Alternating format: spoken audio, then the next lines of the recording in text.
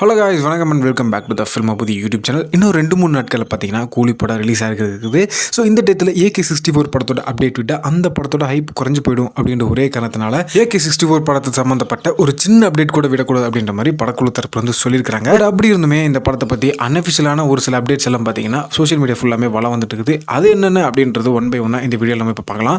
பொதுவாக படத்தில் நடிக்கிற ஹீரோயின்களுக்கு அவங்களோட அழகும் கியூட்னஸை வச்சு தான் ஃபேன் பேஸ் அப்படின்றது கிரியேட் ஆகும். ஆனால் ஒரு 2-3 நடிகளுக்கு மட்டும்தான் அவங்களோட அழகை தாண்டி அவங்களோட டான்ஸ் மூவ்ஸ்க்காகவே ஏகப்பட்ட ஃபேன் பேஸ் கிரியேட் ஆயிருக்கும். அந்த நடிகையில் ஒருத்தவங்க தான் நடிகை ஸ்ரீலீலா. இவங்க தெலுங்கு சினிமா, கன்னட சினிமாவில் பார்த்தீங்கன்னா ரொம்பவே ட்ரெண்டிங்கான ஒரு நடிகையை போய்கிட்டு இருக்காங்க. சிவகார்த்திகேயனோட பராசக்தி படத்தில் முதல் முறையாக தமிழ் சினிமாவிலும் அறிமுகமாகறாங்க.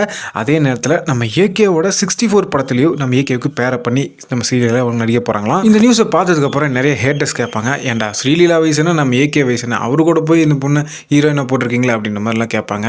சிவாஜி படத்தில் நம்ம சூப்பர் ஸ்டார் ரஜினிகாந்த் அவர்களுக்கு 60 வயசு இருக்கும்போது 25 வயசு ஸ்ரேயா நடிக்கலையா? ஸோ அந்த மாதிரி தான் இதுவுமே. அதுவும் இல்லாமல் இப்போ நம்ம ஏகே வேற வெயிட்லாம் குறைச்சி ரொம்பவே ஃபிட்டாக இருக்காரு. இந்த டயத்தில் அவர் கருப்பு டை மட்டும் அடித்தா போதும் ஸ்ரீலீலாக்கு என்னங்க அனிகா சுரேந்தருக்கு பேரப் பண்ணி நடிக்கலாம். அடுத்ததாக இப்போ இந்த பேன் இண்டியன் கல்ச்சர் வந்ததுக்கப்புறம் மற்ற ஸ்டேட்டில் இருக்கக்கூடிய நடிகர்களை நம்ம படத்தில் எழுத்து போட்டு நடிக்க வைக்கிறது இப்போ ஒரு ஃபேஷனாகவும் ட்ரெண்டிங்கான ஒரு விஷயமா போய்கிட்டு இருக்குது. இந்நிலையில் இந்த AK-64லையும் பாலிவுட்டில் இருக்கக்கூடிய ஒரு மிகப்பெரிய ஹீரோ பார்த்தீங்கன்னா நம்ம AK-64 நடிக்க போகிறாங்களா.